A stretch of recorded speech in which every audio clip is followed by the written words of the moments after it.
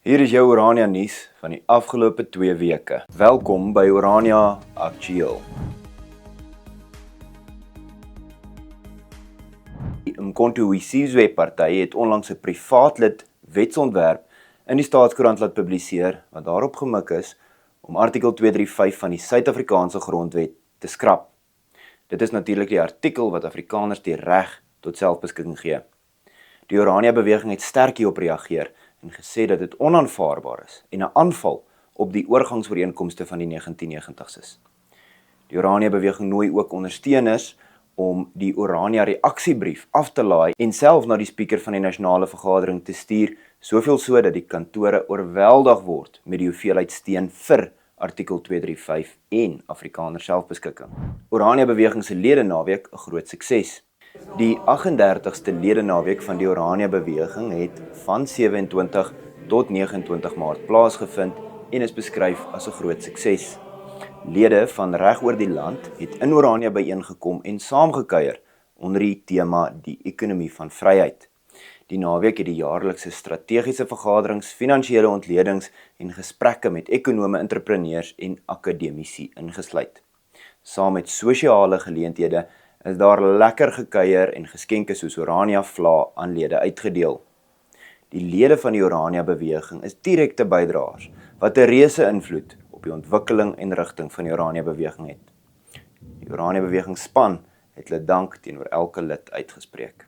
Bokkie toernooi in Orania aangebied. Groot sport in Orania.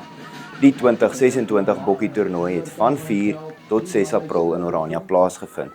Spanne van Orania en reg oor Suid-Afrika het hieraan deelgeneem en is ingesluit in hokkie, netbal en rugby spanne. Die nuwe sportvelde van die Orania CVO skool het hulle toets baie suksesvol geslaag. Die naweek het sport, sosiale aktiwiteite en studentetradisies saamgebring en Orania was gevul met energie, gemeenskapsgees en hope pret. Spelers, afrigters en spanbestuurders is vanuit die Bokaro opleidingsspanne en die Orania spanne gekies om aan die nasionale bokkiespanne deel te neem. Waar verteenwoordiging in sport vir Afrikaners in Suid-Afrika al hoe meer en 'n al hoe groter uitdaging word, glo Orania daarin om saam met ander instellings sport op nuwe gebiede te ontwikkel. Die bokkie toernooi het weer eens vir verskeie jong Afrikaners die geleentheid gebied om te kompeteer op die sportveld.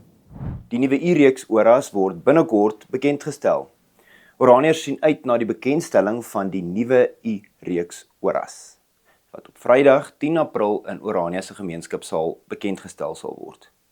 Orania se eie monetêre stelsel, die ORA, word 1-tot-1 gerig teen die rand, kan net in Orania gebruik word en stimuleer die plaaslike ekonomie en handel.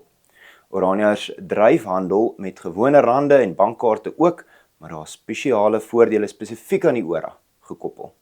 Die groot vraag op almal se lippe is hoe die volgende reeks se ontwerpe lyk.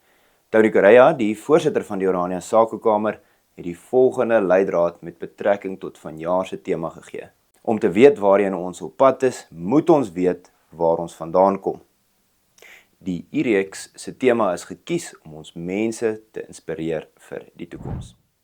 Nou as jy enige nuus uit Orania het, deel dit gerus met ons deur 'n e-pos te stuur na inligting@orania.co.za. Ondersteun die Orania beweging gerus met 'n donasie van jou keuse. Ons waardeer dit opreg. Besoek gerus ook www.orania.co.za en dankie dat jy ingeskakel het vir Orania Aktueel.